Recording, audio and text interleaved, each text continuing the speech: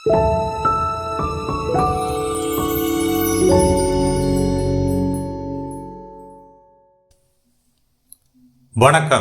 தினசரி வானிலையும் அதனை சார்ந்த அறிவியலும். இது ஜனவரி 10 மார்கழி மாதம் 25. இன்றைக்கான வானிலை அமைப்பு, வானிலை அமைப்பில் ஏற்பட்டிருக்கக்கூடிய மாற்றங்கள், அடுத்து வரக்கூடிய பருவகால மாற்றம் மற்றும் தற்போது ஏற்பட்டிருக்கக்கூடிய குறைந்த காற்றழுத்த தாழ்வு பகுதியினுடைய அமைவிடம், இதனுடைய நகர்வுகள் பற்றிய நமது தனிப்பட்ட வானிலை விளக்கம். வணக்கத்துடன் சி அண்ணாதுரை. இன்றைக்கான வானிலை அமைப்பை பார்க்கலாம். தென்னிலங்கைக்கு தென்கிழக்கில் தென்மேற்கில் நீடித்து வந்த குறைந்த காற்றழுத்த தாழ்வு பகுதி மேலும் மேற்கு நோக்கி நகர்கிறது. மாலத்தீவு மற்றும் மாலத்தீவிற்கு தெற்கே நிலநடுக்கோட்டு இந்திய பெருங்கடல் சார்ந்து நகர்ந்து வருகிறது. அரபிக்கடலில் நீடித்து வந்த காற்று சுழற்சி தற்போதைய நிலையில் கலைந்திருக்கிறது. சுழற்சியானது விலகி இருக்கிறது. மேலும் நாம் கடந்த வானிலை விளக்கங்களில் தெரிவித்தபடி மத்திய இந்திய பகுதிகள் மற்றும் தென்னிந்திய பகுதிகள் வரை கிட்டத்தட்ட சுமார் 70% வளிமண்டல மேலடுக்கில் பரவலாக நீடித்து வந்த உயர் அழுத்த சுழற்சி தற்போது 10 டிகிரி தெற்கு வடக்கு அச்சக்கோடு வரை, அதாவது கிட்டத்தட்ட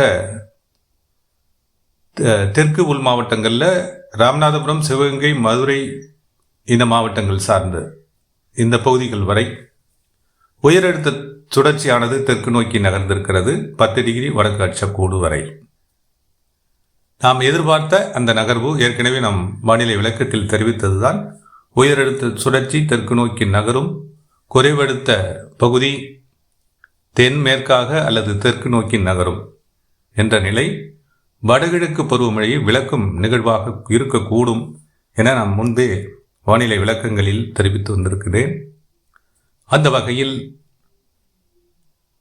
நிலநடுக்கோட்டு இந்திய பெருங்கடல் பகுதி சார்ந்து நீடிக்கும் குறைந்த காற்றழுத்த தாழ்வு பகுதி மாலத்தீவு நோக்கி மேற்கு நோக்கி நகர, மத்திய இந்திய பகுதிகள் மற்றும் தென்னிந்திய பகுதிகள் வரை நீடித்து வந்த உயரழுத்த சுழற்சி தெற்கு நோக்கி நகர, வடகிழக்கு பருவமழை தமிழகத்தின் அனைத்து மாவட்டங்களிலும் இருந்து இன்று முதல் விடைபெறுகிறது என்ற நிலையில் இன்றைக்கான மழை வாய்ப்புகள் என்பது ஒரு சில தென் கடலோர பகுதிகளில், அதாவது குமரி, நெல்லை, தூத்துக்குடி இந்த மாவட்டங்களினுடைய கடலோர பகுதிகளில் லேசான முதல் மிதமான மழை பொழிவிற்கு வாய்ப்புகள் இருக்கலாம். குமரி மற்றும் நெல்லை மாவட்டத்தினுடைய தெற்கு கடலோர பகுதிகளில் சற்று கூடுதல் மழை பொழிவிற்கும் வாய்ப்புகள் இருக்கக்கூடும். சுழற்சியினுடைய மேற்கு நோக்கிய நகர்வின் விளைவாக இந்த மழைக்கு வாய்ப்பு இருக்கலாம்.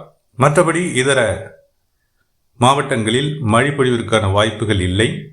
ஒரு சில இடங்களில் சாரல் வீசக்கூடும் கடலோர பகுதிகளில். அது எங்கன்னா கடலோர மாவட்டங்களில், அதாவது தென் கடலோர மாவட்டங்களில் ஓரிரு இடங்களில் ஆங்காங்கே சாரல் மாலை நேரத்திலோ அல்லது பிற்பகலுக்கு பின்னரோ சாரல் வீசக்கூடும். இது டெல்டா மாவட்டங்களிலும் கடலோர பகுதிகளில் ஒரு சில இடங்களில் இந்த சாரலுக்கு வாய்ப்பு இருக்கலாம்.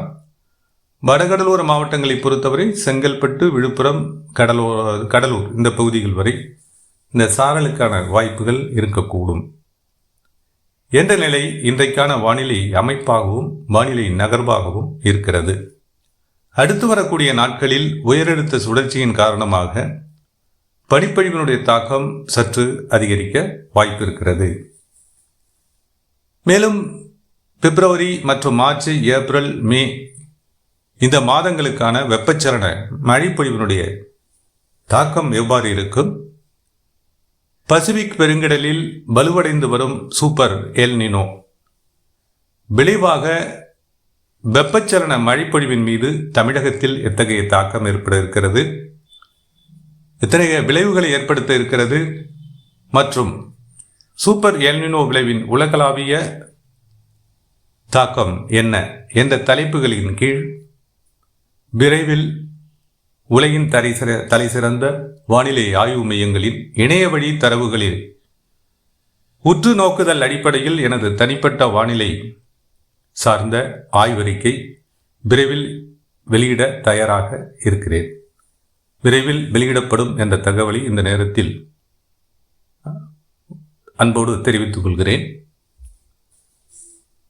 மற்றபடி வடகிழக்கு பருவமழை குறித்தான நமது முன்னோட்ட ஆய்வறிக்கை ஆகஸ்ட் மாதம் வெளியிடப்பட்ட அந்த முன்னோட்ட ஆய்வறிக்கையும் தற்போது விளைவுகளை ஏற்படுத்தி விலகி வருகின்ற வடகிழக்கு பருவமழை இரண்டிற்குமான ஒரு ஒப்பீட்டு அறிக்கையை விரைவில் வெளியிட காத்திருக்கிறேன் என்ற தகவலையும் தெரிவித்துக் கொள்கிறேன். தொடர்ந்து இந்த ஜனவரி மாதத்தில் அவ்வப்போது ஏற்படும் வானிலை மாற்றங்கள் ஏற்படும் நிலையில் உரிய விளக்கங்களை உரிய நேரத்தில் அளிக்க தயாராக இருக்கிறேன் என்பதையும் தெரிவித்துக் கொள்கிறேன். தொடர்ந்து கண்காணிப்போம். தொடரும் வானிலை பற்றிய அண்மை தகவல்களுடன் மீண்டும் இணைகிறேன். தொடர்ந்து இந்த இணைப்பில் நீடித்தமைக்கு நன்றி.